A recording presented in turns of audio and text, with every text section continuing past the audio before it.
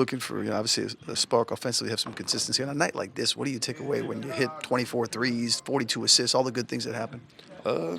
Just staying with it. That's something that we talked about earlier. Just, getting the best shot, sharing the ball. And that's what we did from the beginning of the game. And the game opened up for us. So, it was a good night for us. And we're looking to do the same thing Saturday. Were the looks different tonight? What you were getting to as a team than as opposed to maybe some of the games where you struggle offensively, the movement? Just what was the difference, I guess, in getting the shots? Just moving with pace, being hard to guard. That's something that we always preach. Our first five, they set the tone. Then our second five just try to come in and, just play off that pace that they had. And, we just, getting great shots. How contagious is it when the lead was, 12, 13, all of a sudden next thing you know it was 30, and how good it feels when different guys just hitting shots like that. Is it just one of those things, one shot leads to another? Oh, yeah, no, I just feel great. It feels great.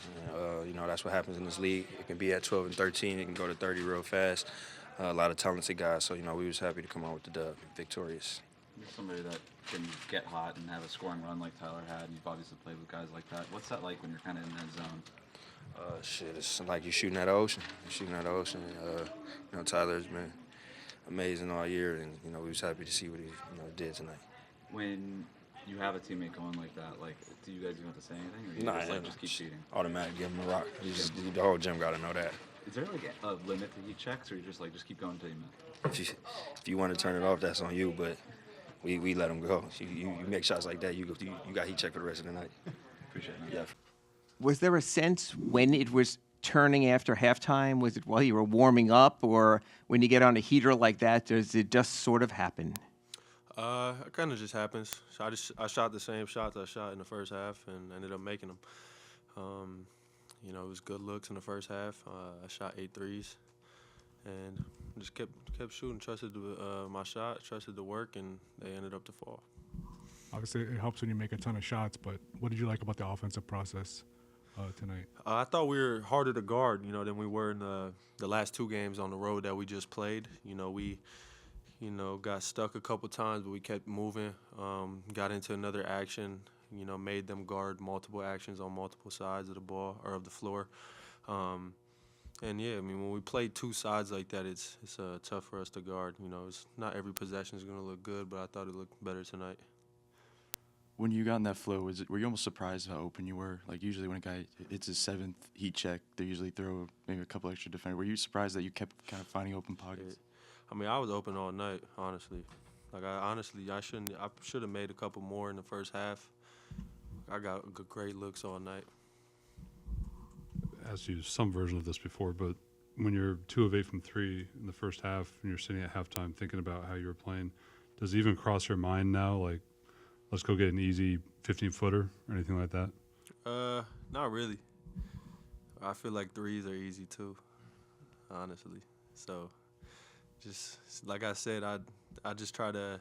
I went 1 for 10, I think, last game. So then 2 for 8 in the first half, but just sticking with it, and you see what happens. So, there may be stretches throughout the season where I don't score as much, or I'm not, putting as much pressure on the rim. But I think just continuing to make, shoot them threes, it spaces our offense. It gives us, it extends the defense out too, which helps Jimmy and Bam. So. Tyler, you guys are 10-10, and the record's been built on some really good wins and some really not so good losses. So the question is, at the quarter pole of the season, which of those 2 are you when you look at your best and your worst? I think, there's, like you said, there's been highs and lows throughout the season. Even the games we've lost, a couple of them we had double-digit leads going into the third quarter. So, we just got to stick with it. Being consistent is our main thing right now. Trying to put a full 48-minute game together is key for us. It's early on, but, the teams that have separated themselves in the standings have done that from the very beginning. So, we have to continue to find our identity while we get wins. I think we can learn a lot, even in the wins. We can win games ugly. We've done it all 5 years that I've been here. So, there's games that we can win ugly and still watch film and learn from them and try to get better. So. You had said after last game you didn't feel like Bam was really struggling at any kind of rut this season, but to see him have a night like tonight where shots do fall for him, how beneficial do you think that is for him? Very beneficial, but I just liked how aggressive he was, how assertive he was. He's a handful to deal with when he's getting down, downhill in transition, and then when he collapses the defense, he's able to make plays. So just clearing his head, I think, and just getting all the noise out of his head, stop reading whatever the hell he's reading, and just be Bam. And like literally, he's a top 3 center in the NBA for a reason, and he has to continue to just be himself, stop reading stuff.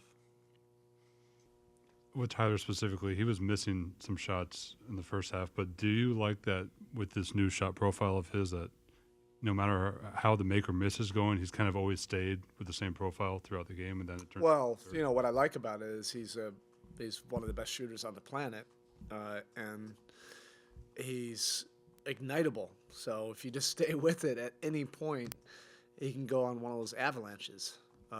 But you give him open threes, which the last couple of games he was getting good looks, and that's just the nature of the game. Sometimes it doesn't go for you, but those are great looks, and then he was still able to do other things. But if you stay with it, then you have that chance for that avalanche, and that's what we saw in the third quarter. Because when he sees like 3 go, it can go to 6 super fast. And he got 16 attempts up. I mean, imagine if he got 20 up. Is that unreasonable? And then the next guy will be Terry. Can Terry get in his minutes? Can he get 8 to 10 up? He's a great shooter, and everybody wants him to take the right looks. And he's ignitable too.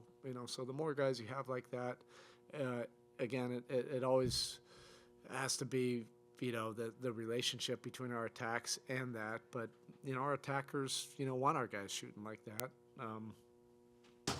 and so we'll just continue to work on it. But those the guys trying to make the game easier for each other, that was probably the biggest thing, that led to the assists. And of course you got to make shots, but the ball was moving. On that, there's obviously a lot to like on offense, but what stood out about the body movement and the ball movement tonight? Yeah, it was. I think the first thing was guys genuinely came into this. You come off 2 losses, you start to naturally think about yourself. But the best way to get out of some kind of thing is you think about your teammate, and then you try to make the game easier for somebody. Get somebody an open shot, set a screen. Make a one more hockey assist pass, and then that changes the karma of the game. And guys, really kind of bought into that and found some joy in that. And then the ball started to go down, and then it just fed into more of that kind of playing the right way. And I never felt like we were taking home run shots either. They were within the context of what we want to do, and I felt like we got great attacks as well. So that we'll have to continue to try to build that, as a habit. Everybody's, trying to figure the team out, at this point. But that was a good step tonight. Just how big was the defense in that first half, and just kind of racking up those turnovers, the doubles? It wasn't just AD. It seemed like everybody was kind of getting blitzed and doubled. How much did that change the energy of the game? Yeah, and it could look at, different game to game and scheme to scheme based on, who you're playing, but you could see and feel us, the first 6 minutes. The starters set the tone with the energy, the activity, the disruptiveness, and you don't need analytics or, to see how many deflections or steals. You can feel it, and we're at our best when the other team feels us, and that takes an energy commitment. It takes an alertness commitment. It takes a commitment right from the get-go. That's just who we are, and there's a pathway to, I feel, success, greater success than what we've had right now, but we have to commit to that. We're not just going to play you straight up in the center of the ring, and expect it to totally go our way, but there's a bunch of different ways that we can actively take control of the game, and we did that tonight.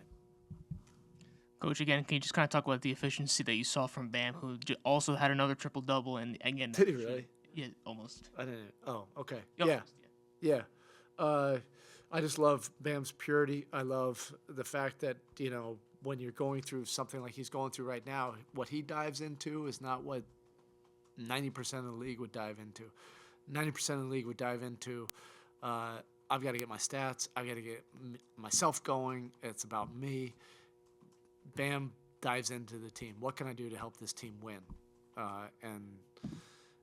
He's done that. So it's 4 out of 5 games he's basically had triple doubles, but really impacting winning,